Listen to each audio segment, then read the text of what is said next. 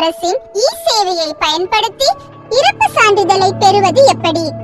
முதலில் www.tesevai.tn.gov.in என்ற வலைத்தள முகவரியை உள்ளீடு செய்யவும். தற்போது தோன்றும் இ-சேவை பக்கத்தில் உங்களது யூசர் நேம் மற்றும் பாஸ்வேர்டை உள்ளீடு செய்யவும்.